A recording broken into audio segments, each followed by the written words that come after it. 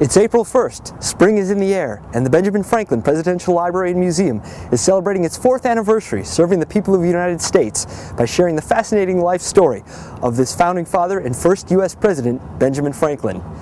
Each year, more than 1 million visitors pass through these doors, giving us the highest visitation rate of any presidential library and museum in the nation. Because he died in office on April 17, 1790, barely 1 year into his term, Franklin's presidency is little known by the American people. Complicating the matter, Franklin was President of the United States under the Articles of Confederation. When Franklin died of the gout, then Vice President George Washington became president, and later was elected the first president when the Articles were replaced by the United States Constitution.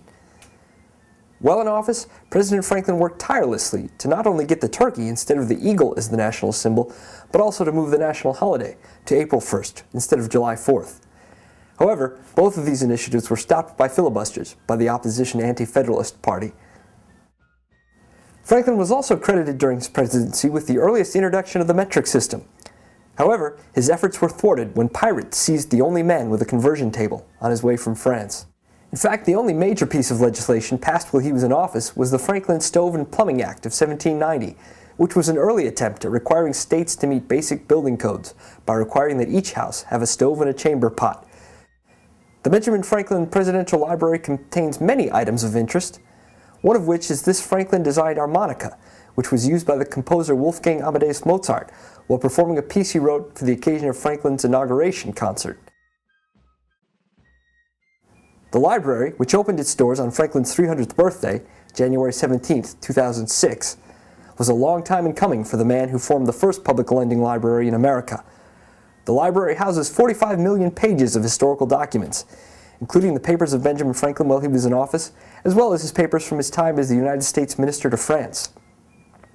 The Franklin Library carries a complete set of Poor Richard's almanacs, as well as the lesser-known Poor Richard's road maps and Poor Richard's restaurant guides. Researchers can review the President's daily schedule by studying Franklin's original Franklin Planner.